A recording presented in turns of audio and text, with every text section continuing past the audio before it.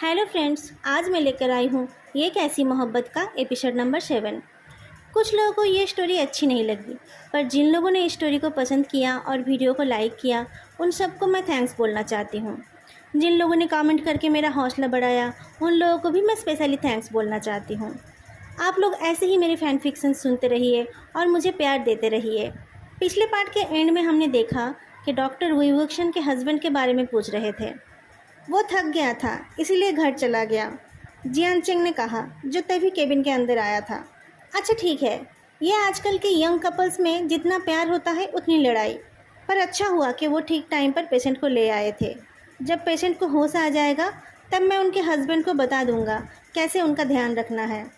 फ़िलहाल पेशेंट की कंडीशन ठीक है, बाकी की बातें हम उनके होश आने पर ही बता पाएंगे, डॉक्टर ने कहा। डॉक्टर के सामने तो मिस्टर और मिसेस जियांग ने कुछ नहीं कहा, पर बाहर आते ही उन्होंने पूछा, ये सब क्या चल रहा है? क्या चल रहा था वो जियांचंग को भी पता नहीं था, पर उसने स्मार्टली कहा, फैमिली मेम्बर के साइन के बिना वो लोग सर्जरी नहीं करते ना, इसलिए मैंने ही उसे कहा था कि वो अपने आप को उसका हस्बैंड बता दे। वो ऐसा नहीं करता तो वुक्सन के ट्रीटमेंट में लेट हो जाता। जियांचंग की बातों पर उनको कितना भरोसा हुआ पता नहीं, पर उन लोगों ने इस बात को ज़्यादा नहीं बढ़ाया। घर में सब कुछ ठीक करके लानवांग जी हॉस्पिटल वापस आ गया था। उसने सबको घर जाकर फ्रेश होने के लिए कहा। सबके जाने के बाद वो वुई-वुक्शन के केबिन के बाहर इंतज़ार करता रहा। आप वुई-वुक्शा के रिलेटिव हैं ना? लाजन किसका नाम है? एक नर्स ने पूछा। मेरा नाम है, लानवांग जी ने कहा। अंदर जाइए, वो आपका नाम ले रहे हैं, नर्स ने कहा। वुई-वुक्शा के चेस्ट पर एक छोटा सा कट था, जिसके आसपास कुछ रिसेप्टर्स लगे हुए थे। उसकी बॉडी के दूसरे हिस्सों में भी बहुत कुछ अटैच था। उसकी आंखें बंद थे, पर वो बीच बीच में लाजा का नाम ले रहा था। अच्छा हुआ अंकल आंटी चले गए, ये सोचकर लानवांग जी वुई-वुक्शा के पास जाता है। उसके बेड के पास एक स्टूल था, जिसमें बैठकर वो वुई-वुक्शा के हाथ में हाथ रखता है। वुई-वुक्शा फिर से उसका नाम लेता है तो लानवांग जी कहता है, मैं तुम्हारे पास ही हूँ वुई। लानवांग जी की आवाज़ सुनकर वुई-वुक्शा थोड़ा शांत हो जाता है और थोड़ी देर में उसे पूरी होश आ जाता है। आंखें खोलकर लानवांग जी को देखकर शायद उसके दिल को तसल्ली मिलती है। वो कहता है, मुझे लगा तुम मुझे छोड़कर चले गए हो। मैं कितना डर गया था लांजा। मैं कहीं नहीं गया, मैं तुम्हारे साथ ही हूँ, लानवांग जी ने कहा। वुई-वुक्शा उठकर लानवांग जी के गले लगना चाहता था, पर वो रियलाइज़ करता है कि उसकी बॉडी में बहुत कुछ अटैच्ड है। ये मैं कहाँ हूँ? वो पूछता है। तुम हॉस्पिटल में हो, चिंता मत करो, अब तुम ठीक हो, लानवांग जी ने कहा। एक नर्स वुई-वुक्शन के रीडिंग्स को मॉनिटर कर रही थी। पेशेंट को होश आ गया सुनकर डॉक्टर भी आ गए थे। सब कुछ देखकर उन्होंने कहा, सब कुछ नॉर्मल है मिस्टर वुई, कुछ दिनों में आप बिल्कुल फिट हो जाएंगे। हम उसको कब घर ले जा सकते हैं? लानवांग जी ने पूछा। कल ही आप इनको घर ले जा सकते हैं, पर आप चाहो तो हम इनको 1 वीक के लिए मेडिकल ऑब्जर्वेशन में रख सकते हैं। उसके बाद 1 वीक घर में रेस्ट करने के बाद वो पहले जैसे सब कुछ कर पाएंगे, डॉक्टर ने कहा। मिस्टर और मिसेस जियांग ने वुई-वुक्शा को 1 वीक हॉस्पिटल में ही रहने के लिए कहा। लानवांग जी उसे घर ले जाने का सोच रहा था, पर उसे भी लगा कि हॉस्पिटल में रहना ही ज़्यादा बढ़िया होगा। वहाँ उसे 24 आवर्स इमरजेंसी सर्विस भी मिल जाएगी और स्पेशल केयर भी। उसके बाद इसे हम अपने घर ले जाएंगे, मिसेस जियांग ने कहा। वहाँ उसे अच्छे से रेस्ट करने का मौका मिलेगा। डॉक्टर, वो फ़्लाइट से जा सकता है ना? 1 वीक में वो ठीक हो जाएंगे, फिर वो कहीं भी जा सकते हैं। बस मेहनत वाला काम नहीं करना है, डॉक्टर ने कहा। वुई-वुक्शा बिल्कुल ठीक था, तो 2 दिन बाद सब लोग अपने अपने घर वापस चले गए। लानवांग जी दिन में ऑफिस जाने लगा और रात को वुई-वुक्शा का ध्यान रखने लगा। दिन में वुई-वुक्शन का असिस्टेंट और ऑफिस के लोग उससे मिलने आते रहे। 1 वीक नहीं, वुई-वुक्शा हॉस्पिटल में अपनी मर्जी से 10 दिन रह गया। 11th डे की सुबह जब लानवांग जी वॉशरूम से फ्रेश होकर निकला, तब उसने देखा वुई-वुक्शा रेडी होकर एक व्हील चेयर पर बैठा है। उसके असिस्टेंट उसके साथ है। थैंक यू लांजा, वुई-वुक्शन ने कहा। थैंक यू किस लिए? लानवांग जी ने पूछा। तुमने मेरी जान बचाई इसलिए, और देखो मैंने भी अपना वादा पूरा कर दिया। इस पैकेट में वो सब कुछ है जो तुम्हें चाहिए थे। कुछ और चाहिए तो बता देना, मैं अरेंज कर दूँगा। ये मेरा असिस्टेंट बाद में जाकर तुम्हारे घर से मेरा सामान ले आएगा। तुम चेक कर लेना, कहीं गलती से तुम्हारा कोई सामान मेरे पास ना आ जाए। और हाँ, तुम्हें कुछ चाहिए तो मेरे असिस्टेंट को कॉल कर लेना, मुझे कांटेक्ट करने की कोई ज़रूरत नहीं है, वुई-वुक्शा ने कहा। Divorce paper? लानवांग जी पैकेट खोलकर चौंक जाता है। तुमने तो कहा था कि तुम मुझे डिवोर्स नहीं दोगे। उस रात मैंने वादा किया था ना कि अगर तुम मुझे खुश कर देते हो तो मैं तुम्हें डिवोर्स दे दूँगा। तुमने मेरी जान बचाकर मुझे खुश कर दिया। अब तुम आज़ाद हो लानवांग जी, वो युवक्षण ने मुस्कुरा कर कहा। वोइंग, हम घर चलकर इस बारे में बात कर सकते हैं, लानवांग जी ने कहा। मेरा घर बी सिटी में है, मैं वहीं वापस जा रहा हूँ। तुम्हें तुम्हारा घर और मुझसे आज़ादी मुबारक हो, लानवांग जी, कहकर विवक्षा ने अपने असिस्टेंट को इशारा किया। असिस्टेंट उसके व्हीलचेयर को धक्का देकर ले जाने लगा। उस पैकेट में डिवोर्स पेपर्स के साथ साथ उनके घर का और कार्स के पेपर्स भी थे। आर्ट सिटी वाला घर खरीदते टाइम विवक्षा ने लानवांग जी से कुछ पेपर्स पर साइन कराया था। लानवांग जी को लगा था कि वो घर उन दोनों के नाम से हो रहा होगा। बाद में वो इस बारे में भूल गया। वो सोचता था वो घर विवक्षा का है, पर असलियत में वही उस घर का मालिक है जिसे विवक्षा ने 10 करोड़ में खरीदा था। अपने बी सिटी वाले घर पहुंचकर विवक्षा देखता है लानवांग जी पहले से ही घर के बाहर खड़ा है। कार आकर रुकते ही वो कार के दरवाजे पर आ जाता है। तुम यहाँ क्या कर रहे हो? विवक्षा ने पूछा। मैं अपने ससुराल आया हूँ, लानवांग जी विवक्षा के कान के पास मुलाकर बोलता है। मैंने डिवोर्स पेपर पर साइन कर दिया है, विवक्षा ने कहा। पर मैंने तो साइन नहीं किया ना, मैं अभी भी लीगली तुम्हारा हस्बैंड हूँ। चलो साथ अंदर चलते हैं, कहकर लानवांग जी विवक्षा को कार से निकलने में मदद करता है। मैं खुद जा सकता हूँ, विवक्षा ने कहा। वो तो मैं जानता हूँ, पर आज हम साथ अंदर जाएंगे, लानवांग जी ने कहा। विवक्षा के आने की खबर से उसके घर के पुराने हाउसकीपर और बाकी सर्वेंट्स बाहर आ गए थे। उनके सामने विवक्षा ने ज़्यादा बातें नहीं बढ़ाई और चुपचाप लानवांग जी के साथ अंदर चला गया। बेडरूम में जब वो दोनों अकेले हो गए तब विवक्षा ने कहा, अपने लिए एक रूम ठीक करा लेना और जितने दिन रहना चाहते हो रह लेना। लानवांग जी कुछ जवाब ना देकर विवक्षा के लिए फ्रेश कपड़े निकालता है और उसे वॉशरूम ले जाने लगता है। तुम्हें यह सब करने की ज़रूरत नहीं है, मैं ये सब खुद कर सकता हूँ, विवक्षा ने कहा। पर मैं तुम्हारे लिए ये सब करना चाहता हूँ, लानवांग जी ने मुंह बनाकर कहा। पर तुम तो मुझसे अलग होना चाहते थे, विवक्षा ने हंसकर कहा। उसके पीछे का कारण तुम नहीं जानना चाहते हो? लानवांग जी ने पूछा। जानना चाहता था, पर अब और नहीं। अब मैंने डिवोर्स पेपर पर साइन कर दिया है, विवक्षा ने कहा। अब तुम्हारे पर्सनल मैटर में मुझे कोई इंटरेस्ट नहीं है। पर मैं बताना चाहता हूँ, सब कुछ सुनने के बाद तुम जो डिसीजन लोगे मैं वही मान लूँगा, लानवांग जी ने कहा। विवक्षा उसकी बात मान लेता है। वो लानवांग जी को अपने मन का करने देता है। उसका तो कितने सालों का सपना था कि वो इस घर में, इस रूम में लानवांग जी के साथ रहे, 1-2 दिन के लिए ही सही। अगर उसे वो मौका मिल रहा है तो उसमें बुरा क्या है? वो तो चाहता था कि जब वो बीमार हो तब लानवांग जी उसे पैम्पर करे। ऐसी बीमारी के बारे में उसने नहीं सोचा था, पर अगर लानवांग जी खुद अपने हाथों से उसकी केयर करे तो उससे अच्छा तो कुछ हो ही नहीं सकता है। लानवांग जी का ऑफिस आर सिटी में है। वो कितने दिन रह पाएगा बी सिटी में? कुछ दिनों में ही उसे ऑफिस वापस जाना पड़ेगा और फिर दूर रहते रहते एक दिन वो डिवोर्स पेपर्स पर भी साइन कर देगा। वो युवक्षा फ्रेश होकर खाना और मेडिसिन खाकर बेड पर लेट जाता है। फिर उसने कहा, तुम भी जाकर खाना खा लो और अपने रूम में रेस्ट कर लो। मुझे किसी चीज़ की ज़रूरत पड़ेगी तो मैं तुम्हें बुला लूँगा। लानवांग जी के रूम से निकल जाने के बाद वो युवक्षा सो गया, पर जब वो नींद से जागा तब उसने देखा लानवांग जी उसके रूम में ही काउच पर सो रहा है। उसका मन हो रहा था कि वो वहाँ जाकर लानवांग जी को सोते हुए देखता रहे, पर ऐसा करेगा तो वो कभी भी लानवांग जी से दूर नहीं हो पाएगा। पिछले 1 साल में वो लानवांग जी को कोई भी खुशी नहीं दे पाया, फिर भी वो जिद करके उसे अपने साथ बांध कर रखना चाहता था। पहले वो सोचता था कि वो लानवांग जी को सिक्योरिटी देने के काबिल है, पर अब सिचुएशन अलग है। अब उसकी खुद की ज़िंदगी ही एक डिवाइस पर डिपेंडेंट है। वो लानवांग जी को क्या सिक्योरिटी देगा? अगर ऐसा होता कि वो 1-2 साल में मरने वाला होता, तब तो वो लानवांग जी को डिवोर्स नहीं देता, क्योंकि उसके हस्बैंड होने के नाते उसके मौत के बाद लानवांग जी को उसकी सारी प्रॉपर्टी मिल जाती। पर अब जो उसकी कंडीशन है उसमें वो इतनी जल्दी नहीं मरेगा। 10-20 साल तो वो आसानी से जी लेगा और फिर जब तक वो मरेगा तब तक लानवांग जी की जवानी ख़त्म हो जाएगी। वो नहीं चाहता है उसके साथ रहकर लानवांग जी अपनी लाइफ बर्बाद करे। ये हादसा होने से पहले लानवांग जी डिवोर्स के लिए जिद कर रहा था, पर अब वो डिवोर्स नहीं चाहता है। शायद उसको विवक्षा पर दया आ रही है। विवक्षा को लानवांग जी से दया नहीं चाहिए। वो नहीं चाहता लानवांग जी मजबूरी में या उस पर तरस खाकर उसके साथ रहे। शाम को मियाँ विवक्षा से मिलने आई। मियाँ के पापा भी एक बिजनेसमैन है। विवक्षा के बिजनेस में भी उनका छोटा सा एक शेयर है। वो दोनों बचपन से ही एक दूसरे को जानते हैं। मियाँ मियाँ वुईवुक्शान से 1 साल की छोटी है। जब मैंने ये फ़ैन फिक्शन शुरू किया था तब मैंने मियाँ मियाँ के लिए 2-3 चैप्टर सोचा था, पर बाद में स्टोरी के डेवलपमेंट ऐसी हुई कि मुझे उसका पार्ट कम करना पड़ा। मियाँ मियाँ सिर्फ इस पार्ट में ही थोड़ी देर के लिए आएगी। मियाँ मियाँ के पापा मिस्टर जियांग से वुईवुक्शान और मियाँ मियाँ की शादी के बारे में बात कर रहे थे। वो चाहते थे कि मियाँ मियाँ की पढ़ाई ख़त्म हो जाने पर उन दोनों की शादी कर दी जाए। मियाँ मियाँ विदेश में पढ़ती है और रिसेंटली घर आई हुई थी। उसे वुईवुक्शान के ऑपरेशन के बारे में पता चला था। वुईवुक्शान बेसिटी आया है खबर मिलते ही वो उससे मिलने आ गई। इस घर में वो बहुत बार आई है। उसे वुईवुक्शान का बेडरूम पता है। हाउसकीपर भी उसे जानती थी।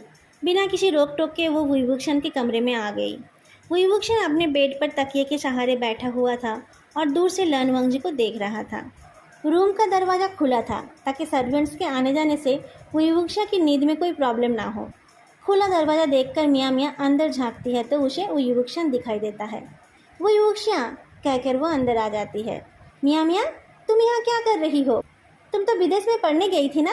वुईवुक्शान बोलता है। मैं छुट्टियों में घर आई हूँ। तुम आए हो सुनकर मैं तुमसे मिलने चली आई। मियाँ मियाँ आकर वुईवुक्शान के बेड में ही बैठ जाती है। अच्छा किया। अंकल आंटी कैसे हैं? वुईवुक्शान ने पूछा। सब बढ़िया है। तुम बताओ, तुम अब कैसे हो? मियाँ मियाँ ने पूछा। मैं अब ठीक हूँ। 1 महीना रेस्ट करूँगा और फिर काम करना शुरू कर दूँगा, वुईवुक्शान बोलता है। फिर वो दोनों गप्पे मारने लगे। उनकी बातों से लन वंगजी की नींद टूट गई थी। उसे उनकी बातें सुनाई दे रही थी पर वो पूरी तरह से जाग नहीं पा रहा था। वो आंखें खोलने की कोशिश कर रहा था पर खोल नहीं पा रहा था। तभी उसे कुछ ऐसा सुनाई दिया जिससे उसकी नींद उड़ गई। पापा अगले साल हमारी शादी कराना चाहते हैं। उन्होंने अंकल जियांग से भी बात की है। वो तुमसे बात करेंगे, पर उसके पहले मैं खुद तुम्हें पूछना चाहती थी। वुईवुक्शान, क्या तुम इस शादी के लिए राज़ी हो? मियाँ मियाँ ने पूछा। वुईवुक्शान हंस देता है। क्या तुम मुझसे शादी करने के लिए राज़ी हो? मुझे तो मेरे पेरेंट्स ने पहले ही कह दिया था मुझे उनकी मर्ज़ी से शादी करनी है। मैं सोच रही थी पता नहीं वो किस अनजान आदमी से मेरी शादी करा देंगे, पर जब उन लोगों ने तुम्हारा नाम लिया तब मैंने सोचा कि एटलीस्ट तुम्हें तो मैं जानती हूँ और तुम यंग और हैंडसम भी हो। तुमसे शादी करने के लिए मना कर दूँ तो पता नहीं वो लोग मेरे लिए कोई बुढ़ा बदसूरत आदमी ना ले आए, मियाँ मियाँ सीरियस होकर बोलती है। वुईवुक्शान लन वंगजी की तरफ देखता है। उसके सोते हुए देखकर वो लो वॉइस में बोलता है, पर मैं सिर्फ देखने में ही यंग हूँ। मेरा हार्ट बूढ़ा हो गया है। पता नहीं ये कब काम करना बंद कर दे। ऐसा कुछ नहीं होगा। मैं तुम्हें कोई स्ट्रेस नहीं दूंगी, बल्कि मैं तुम्हें बिजनेस के काम में मदद करूंगी, मियाँ मियाँ ने कहा। यह तो बहुत अच्छी बात है, पर मियाँ मियाँ एक प्रॉब्लम है। मैं तुम्हें एक सीक्रेट बताना चाहता हूँ। तुम किसी को बताना मत, वुईवुक्शान ने कहा। सीक्रेट? मुझे तो तुम्हारे कितने सीक्रेट्स पता है। आज तक मैंने तुम्हारा एक भी सीक्रेट लीक नहीं किया है। बताओ इस बार क्या है? मियाँ मियाँ एक्साइटेड होकर पूछती है। मुझे ना किसी से प्यार हो गया था और मैंने उससे सीक्रेटली शादी कर लिया था, वुईवुक्शान ने कहा। तुम शादीशुदा हो? मियाँ मियाँ दुखी होकर बोलती है। ठीक है, मैं कोई बहाना बना दूंगी। अरे सुनो तो, वुईवुक्शान ने कहा। उसे बस मेरे पैसों से प्यार था, इसलिए मैं उसे डिवोर्स दे रहा हूँ। पैसे वैसे देकर वो रिश्ता हमेशा के लिए ख़त्म कर रहा हूँ। अगर तुम्हें इस बात से कोई प्रॉब्लम ना हो तो। डिवोर्स हो गया है तुम्हारा? मियाँ मियाँ ने पूछा। उसने जितने रुपए मांगे थे उससे ज़्यादा देकर मैंने डिवोर्स पेपर पर साइन कर दिया है। अब बस थोड़े से लीगल प्रोसीड्योर्स बाकी है। तुम्हें एक डिवोर्स्ड इंसान से शादी करने में कोई प्रॉब्लम तो नहीं है ना? वुईवुक्शान ने कहा। सिर्फ डिवोर्स्ड ही हो ना, बच्चे तो नहीं है ना? मियाँ मियाँ ने पूछा। नहीं नहीं, बच्चे करने जैसा सिचुएशन नहीं था, वुईवुक्शान ने हंसकर कहा। ठीक है, मैं सोचकर बताऊंगी, मियाँ मियाँ ने कहा। अच्छे से सोच लेना, पर किसी को बताना नहीं। तुम इतनी सुंदर और पढ़ी लिखी हो, तुम्हें तो मुझसे अच्छा हस्बैंड मिल सकता है, इसलिए तुम चाहो तो मुझे रिजेक्ट कर सकती हो, पर तुम्हारा जो भी डिसीज़न होगा वो तुम मुझे बता देना। उस हिसाब से मैं अंकल से बात करूँगा, ठीक है? लन वंगजी सब कुछ सुन रहा था, पर वो सोने का एक्टिंग करता रहा। उसका बहुत मन हो रहा था मियाँ मियाँ को देखने का, पर वो उठ नहीं पा रहा था। तभी एक मेड स्नैक्स और ड्रिंक्स लेकर आती है और पूछती है, आपको इस टाइम कुछ दवाई लेनी है? हाँ, शायद एक मेडिसिन है इस टाइम, वुईवुक्शान ने कहा। मियाँ मियाँ बोल उठी, बताओ कहाँ है, मैं दे रही हूँ। 1 मिनट, मैं वांगजी को बुलाता हूँ, कहकर वुईवुक्शान ने लन वंगजी को आवाज़ लगाई। आखिरकार लन वंगजी को उठने का मौका मिल गया। लन वंगजी, मेरी मेडिसिन कहाँ है? वुईवुक्षा ने पूछा। लानवांग जी उठकर आता है और मेडिसिन निकाल कर देता है। स्नैक्स खाने के बाद लेना है ये। ठीक है, वुईवुक्षा ने कहा। तुम फेस धो कर आओ, स्नैक्स आ गए हैं। लानवांग जी वॉशरूम की तरफ जाता है तो उसे मियाँ मियाँ की आवाज़ सुनाई दी। वो कौन था? मेरा दोस्त, वो आरसीटी में जॉब करता है। मेरे ऑपरेशन के टाइम से वो मेरे साथ ही है, वुईवुक्षा ने जवाब दिया। लानवांग जी वॉशरूम में जाकर अपने फेस पर पानी डाले जा रहा था। वुईवुक्षा को वापस पाने के लिए वो उसके साथ आया था। वो ज़िंदगी भर उसका ध्यान रखना चाहता था, पर शायद मियाँ मियाँ वुईवुक्षा का और अच्छे से ध्यान रख पाएगी। मियाँ मियाँ हर एंगल से उससे बेहतर है। वो खूबसूरत है, सेंसिबल है, पढ़ी लिखी है, वो एक बिजनेस फैमिली से है और वो वुईवुक्षा को बचपन से जानती है। लानवांग जी आईने में अपना रिफ्लेक्शन देखता है और डिसाइड करता है कि वो जल्दी वापस चला जाएगा और डिवोर्स पेपर पर साइन कर देगा। वुईवुक्षा को एक अच्छा पार्टनर मिले, यही तो वो चाहता था ना। वॉशरूम से निकलकर लानवांग जी चाय का कप लेकर जाने लगा। मियाँ मियाँ ने कहा, मिस्टर लान, आप भी बैठिए ना हमारे साथ। मैडम, मेरी इतनी औकात नहीं है कि मैं आप लोगों के साथ बैठूं। मैं तो बस वुईवुक्षा का हेल्पर हूँ। आप लोग बातें कीजिए, मैं बालकनी में चला जाता हूँ। लानवांग जी बालकनी में चला गया। दिमाग खराब हो गया था उसका, जो वो सोच रहा था कि वुईवुक्षा को उसकी ज़रूरत पड़ेगी। वुईवुक्षा के पास बहुत पैसे हैं और जिसके पास पैसे हैं उसके पास सब कुछ है। जब लानवांग जी रूम के अंदर गया तब मियाँ मियाँ घर जाने के लिए निकल रही थी। वो कह रही थी कि वो अगले दिन सुबह आ जाएगी। मैडम, क्या आप कल पूरा दिन यहीं रहेंगे? लानवांग जी ने पूछा। हाँ, ऐसा ही सोच रही हूँ। क्यों? मियाँ मियाँ ने पूछा। तो फिर मैं आपको मेडिसिन समझाकर आरसीटी चला जाऊँगा, लानवांग जी ने कहा। ठीक है, मैं जल्दी आ जाऊँगी, मियाँ मियाँ ने कहा। रात को डिनर के बाद मेडिसिन लेते टाइम वुईवुक्षा ने कहा, तुम मुझे कुछ बताने वाले थे। लानवांग जी रुक गया। थोड़ा सोचकर उसने कहा, हाँ, मैं ये कह रहा था कि तुमने मुझे घर और कार्स के पेपर्स क्यों दिए? कंपनी के शेयर्स के पेपर्स भी है उसमें, मुझे वो सब नहीं चाहिए। और अब जब तुमने मेरी शादी ही तुड़वा दी है तो मुझे उस 1 करोड़ की भी ज़रूरत नहीं है। मैं कल ही आरसीटी वापस चला जाऊंगा और वो घर भी खाली कर दूंगा। फिर हम दोबारा कभी नहीं मिलेंगे। तुम मुझे कुछ और बताना चाहते थे? वुईवुक्षा ने कहा। ओह, मैं ये बोल रहा था कि मैं गे नहीं हूँ, इसलिए मुझे तुम्हारे साथ सोना अच्छा नहीं लगता था। इसमें तुम्हारी कोई गलती नहीं है, लानवांग जी ने कहा। बस, और कुछ नहीं बोलोगे? वुईवुक्षा ने कहा। अपना ध्यान रखना वुई, ज़्यादा स्ट्रेस मत लेना, लानवांग जी ने कहा। जिस रात लानवांग जी पहली बार वांग लिंगजाओ को अपने घर लाया था, उसके अगले दिन ही वुईवुक्षा ने उन दोनों पर नज़रदारी शुरू करवा दिया था। पर उसके अचानक बीमार पड़ जाने के कारण वो और उसका असिस्टेंट इस बारे में भूल गए थे। जो लोग उन दोनों पर नज़रदारी कर रहे थे वो लोग अपना काम कंटिन्यू किए जा रहे थे, पर किसी ने उनसे रिपोर्ट नहीं मांगा और उनको भी अनयूजुअल कुछ नहीं मिला, इसलिए उन लोगों ने वुईवुक्षा के असिस्टेंट को कांटेक्ट नहीं किया था। पर जब उन्होंने देखा लानवांग जी 3 लोगों के साथ एक बार में घुस रहा है, तब उन लोगों ने असिस्टेंट को खबर दिया। असिस्टेंट ने रियलाइज़ किया कि वो इस काम को बंद कराना भूल गया था। उसने कहा, वो अपनी मर्जी से गए हैं ना? हाँ, मर्जी से ही गए हैं, पर जिस जगह पर वो लोग गए हैं वो जगह मिस्टर लान के लिए ठीक नहीं है। वो तो कभी ऐसी जगहों में नहीं जाते हैं, इन्फॉर्मर ने कहा। ठीक है, थोड़ा ध्यान रखो, असिस्टेंट ने कहा। उसे पता था लानवांग जी और वुईवुक्षा की डिवोर्स हो रही है, पर पिछले कुछ दिनों में उन दोनों को पास से देखकर वो ये समझ गया था कि लानवांग जी वुईवुक्षा के लिए बहुत इम्पोर्टेंट है। थोड़ी देर बाद फिर से कॉल आता है और इन्फॉर्मर बताता है कि उन लोगों का नाम जिन जुक्सन, जुएयांग और सूसे है और उन तीनों का रेपुटेशन बहुत ख़राब है। ध्यान रखो, मिस्टर लान को कुछ होना नहीं चाहिए, असिस्टेंट ने कहा। वो 3 बदमाश लानवांग जी के स्कूल में पढ़ते थे। वो लोग वुईवुक्षा से बहुत जलते थे क्योंकि सब उसे पसंद करते थे। लानवांग जी किसी से ज़्यादा बात नहीं करता था, पर वुईवुक्षा के साथ उसकी अच्छी दोस्ती थी, इसलिए वो लोग लानवांग जी को टारगेट किया करते थे। पर वुईवुक्षा की वजह से वो कुछ कर नहीं पाते थे। फेयरवेल की रात उन लोगों ने लानवांग जी को ज़्यादा शराब पिला दिया था। उनका उसके साथ कुछ गलत काम करने का इरादा था, पर इसके पहले कि वो लोग उसे कहीं लेकर जाते, वुईवुक्षा उसे लेकर चला गया था। इस बात पर उनको बहुत गुस्सा आया था, पर उसके बाद उनको कभी भी कुछ करने का मौका नहीं मिला। स्कूल के बाद लानवांग जी यूनिवर्सिटी चला गया और फिर आरसीटी। आज अपने भाई से मिलने के बाद लानवांग जी को एयरपोर्ट जाना था, पर उसके पास टाइम था तो वह अपने स्कूल के आसपास घूम रहा था और पुराने दिन याद कर रहा था। वहीं पर उसे ये 3 मिले। लान वंगजी को देखकर उनको पुरानी बातें याद आ गई। लान वंगजी ने कभी भी उनके तरफ ज़्यादा ध्यान नहीं दिया था। उसे पता नहीं था कि वो कैसे इंसान थे, पर उनसे मिलकर उसे इतना याद आया कि वो लोग उसके क्लासमेट्स थे। जब उन लोगों ने उसे इमोशनल ब्लैकमेल किया तब वो उन लोगों के साथ जाने के लिए तैयार हो गया। आज वो तीनों लान वंगजी के साथ वही करना चाहते थे जो वो फेयरवेल की रात नहीं कर पाए थे। लान वंगजी को कोई फॉलो कर रहा है ये लान वंगजी को ही पता नहीं था। उन लोगों को कैसे पता होगा? वो लोग लान वंगजी को पुराने दिनों का वास्ता देकर शराब पिला रहे थे। थोड़ा सा पीने के बाद लान वंगजी खुद और ज़्यादा पीने लगा। आज वो वुईवुक्शन से हमेशा के लिए अलग हो गया है। फिर कभी वो उससे नहीं मिलेगा, और फिर कभी मिलेगा भी तो अजनबी की तरह या पुराने क्लासमेट्स की तरह मिलेगा, जैसा कि आज इन लोगों से मिल रहा है। इन 5 सालों में इन लोगों ने क्या किया है उसे नहीं पता है। 5 साल बाद अगर वो वुईवुक्शन से मिलेगा तो उसे भी नहीं पता होगा कि वुईवुक्शन की ज़िंदगी में क्या क्या बदल गया। शराब पीते पीते लान वंगजी ने वुईवुक्शन का नाम लिया। वुईवुक्शन का नाम सुनकर उन तीनों का चेहरा बदल गया।